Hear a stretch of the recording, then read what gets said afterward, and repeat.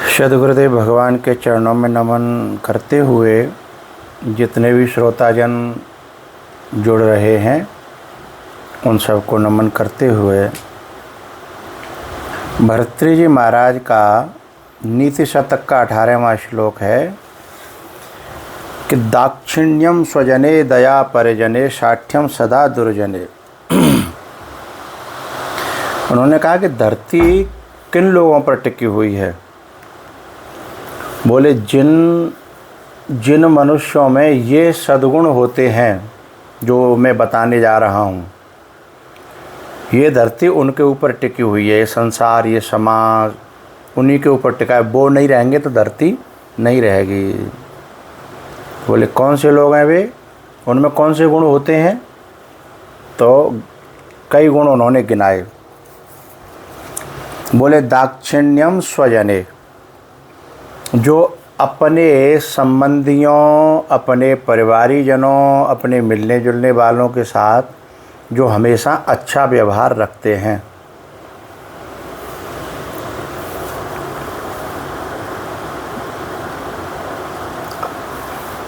जो दुष्ट लोग होते हैं वे तो अपने लोगों के लिए बुरे होते हैं और पराये के लिए बुरे होते हैं।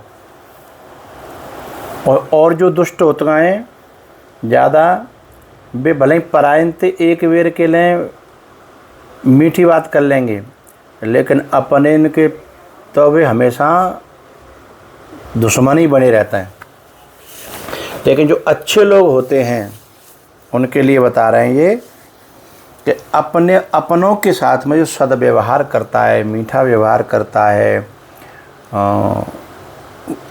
एक ये गुण उसमें होता है, तो उसके ऊपर ये धरती टिकी है। दूसरा दया परिजने, जो दीन हैं, दुखी हैं, गरीब हैं और जो अपने से छोटे हैं, उनके प्रति जो दया का भाव रखता है। बहुत से लोग तो जो दीन दुखी होगो बहु चूसवे की, बहु मारवे की, खावे की कोशिश करेंगे, दुष्ट जन। लेकिन जो अच्छे जन हैं वे उन पर दया करेंगे। साठ्यम सदा दुर्जने, और जो एक बार पता चल जाए कि ये व्यक्ति स्वभाव का अच्छा नहीं है, उससे वो अपना मुलायमियत का व्यवहार नहीं रखते। नहीं, ये बातें हम प्यार से बतराए तो फिर वो हमारे वहाँ घुस जाएगो भीतर और भीतर आगे गड़बड़ी करेगो। क्योंकि बुरे आदमी से न दोस्ती अच्छी न दुश्मनी अच्छी। तो बोले उनसे क्या करे, सठता का व्यवहार करे। दुर्जने वो करता है व्यक्ति, है ना। और प्रीति ही साधु जने, और संतों के चरणों में प्रेम रखता है। नयो नृप जने, और जो सरकारी आदमी होते हैं उनके साथ वो जो है ना, उसका नीति का व्यवहार, न्याय का व्यवहार करता है। और विद्वस् जनेषु आर्जवम, बोले जो विद्वान जन हैं, महापुरुष हैं, ज्ञानी हैं, उनके नीचे जो है हमेशा विनम्रता का और सरलता का व्यवहार करता है। कौन व्यक्ति? जिसके ऊपर धरती टिकी है वो व्यक्ति। और शत्रुजने शौर्यम, बोले दुश्मनों के लिए मरने मारने को तैयार रहता है। और गुरुजने क्षमा, यहाँ क्षमा का अर्थ मतलब है विनम्रता, जो अपने गुरु और आदरणीय व्यक्तियों के सामने हमेशा विनम्र रहता है। और देश की नारियों के प्रति नारी जने अधृष्टता मानी शिष्टता का व्यवहार करता है, मुलायमियत का व्यवहार करता है। ये सारे गुण जिसमें हैं, एवं कलासु ये पुरुषाः कुशलाः तेषु एव, उनके ऊपर ही ये सारा संसार टिका हुआ है। ये कलाएं जिनमें हैं जो बताई गई हैं, उनके ऊपर सारा संसार टिका हुआ है।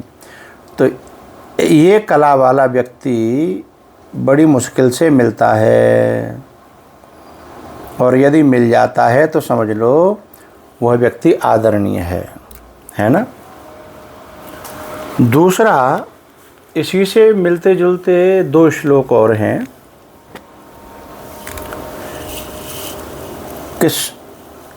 हम सब लोग कोई कहीं से आया, कोई कहीं से आया, कोई कहूँ से, कोई मनुष्य योनि से, कोई पशु योनि से, कोई पंछी की योनि से, कोई सर्पों की योनि से, कोई स्वर्ग से, कोई नरक से।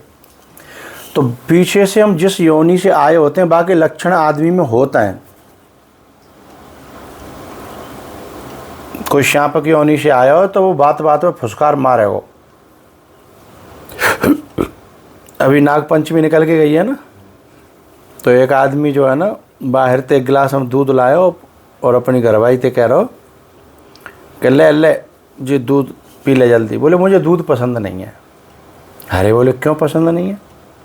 बोले नहीं मुझे अच्छा नहीं लगता। तो माने कि ले 1000 रुपया और दूध पी ले। तो वो समझ रही है कि मुझसे बहुत चाह रहा है, मुझे प्यार कर रहा है। बोले 1000 रुपये ले पर दूध पी ले। बोले सही में? बोले लौटाओगे तो नहीं 1000 रुपये, दे के कहीं ले लो। बोले नहीं लूँगा। और 1000 रुपये दे दे, बन दूध पी लो। फिर वो बोली तुम इतना आज मुझे उससे दूध प्यारे हो, 1000 रुपये दे, बात क्या है? उसने कहा कि आज नाग पंचमी है, तो एक ज्योतिषी ने कहा था कि अपने अपने घर में जो नाग नागिन हो उन सबको आज दूध पिलाना। बोले सो शांति रहेगी। तो जो बात बात में फुसकार मारते हैं या फुसकार मारती हैं, समझ लो वो अभी नाग योनि से ही आए हैं।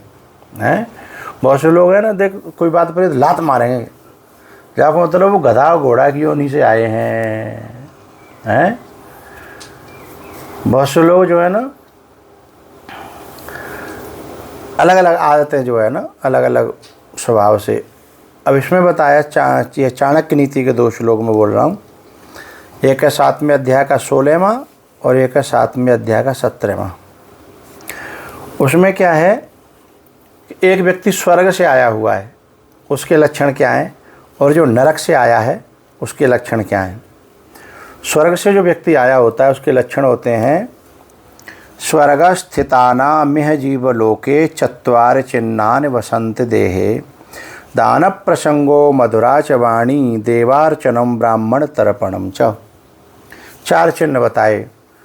बोले जहाँ दान करवे को कहूँ मौको लगेगो तो भले ही बाप हो चाहे नहीं हो, पर वो यूँ कहो कैसे नू करके जा मौके चूक नहीं जाऊँ, तो वो दान करवे को जाको स्वभाव होगा, समझ लो वो व्यक्ति स्वर्ग से आया है। बोले नरक में आए हुए को पहचान का है? बोले कहूँ दान पुण्य को आयो होगो, बहू में तो सोच ले कि मैं बचाए लूँ खाए लूँ, बहू में ते मैं बचाए लूँ खाए लूँ जोल लूँ, वो समझ लो नरक से आया है। देने का जहाँ स्वभाव बन रहा है तो स्वर्ग से आया है, और उसमें से भी खाने का स्वभाव बन रहा है तो नरक से आया है। बोले जो स्वर्ग से आया होगा उसकी वाणी में बड़ी मधुरता होगी, बाकी वाणी को सब लोग सुनना चाहते होंगे। उसकी वाणी जब वो बोलेगा तो सब लोग अरे तू चुप रहे सुन लंदे, है ना, मधुरा च वाणी। और उस स्वर्ग से तीसरी बात है कि जो व्यक्ति का मन महादेव पे जल चढ़ाने में अथवा पूजा करने में, मंत्र जाप करने में, ग्रंथ पढ़ने में जिसका मन लगेगा तो समझ लो वो स्वर्ग से आया हुआ है। और ब्राह्मण तर्पणम च, संतों की, गुरुओं की, महापुरुषों की, ज्ञानियों की, इनकी सेवा करने में जिसको आनंद आए, सुकून मिले, हैं गायों की जिन सेवा करने में जिसको सुकून मिले, समझ लो वो स्वर्ग से आया हुआ है। ये तो हो गए स्वर्ग से आए हुए के लक्षण। और नरक से आए हुए के लक्षण क्या हैं? अत्यंत कोपः कटुका च वाणी, दरिद्रता च स्वजनेषु वैरम, नीच प्रसंगः कुलहीन सेवा, चिन्नानि देहे नरक स्थितानाम। नरक से जो प्राणी आया होता है वो बात बात पे गुस्सा करता है, नेक नेक बात पे गुस्सा आवेगी भाई, फिर भले ही वो बाद में सुधार ले, पर वो बात समय पे वो अपने आप पे रोक नहीं पाता, जानते हुए भी कि मुझे गुस्सा नहीं करना चाहिए। और जब भी कोई बात करेगा तो ऐसी जहरीली कटीली बात करेगा कि आदमी पे झले नहीं, कटुका चबानी।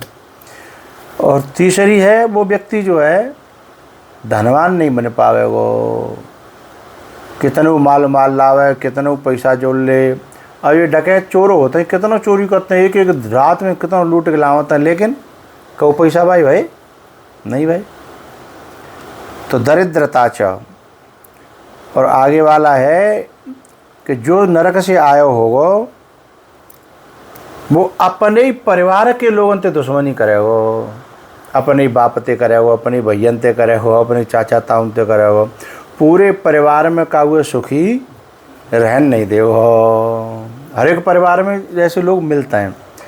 तो स्वजने सुबह रहूँ बाहर के पे का अपना स्पेशल तो ऐसे न को माँ तो पिट के आ जाएंगे, पर घर में बनेंगे बॉस, घर में का वो जीवन नहीं देंगे। तो जो अपने ही परिजनों में स्वजनों में जो हमेशा बैर रखता है, बैर करता है, वो समझ लो नरक से आया है। और नीच प्रसंग, उसे जो है नीच लोगों का संग करना अच्छा लगता है। जहाँ जहाँ बुरे बुरे लोग होंगे उन समझते अपनी दोस्ती कर लेगो, बुरे बुरे इंतजन कहाँ दे ढूंढ लेगो और वहीं जाकर अपनी दोस्ती करेगो। और कुलहीन सेवा, ऐसे ही लोगों की वो सेवा करेगो। तो नीच प्रसंग कुलहीन सेवा चिन्नानि देहे नरक स्थितानाम, नरक में से आए हुए लोगों के ये जो है चिन्ह होते हैं, है ना।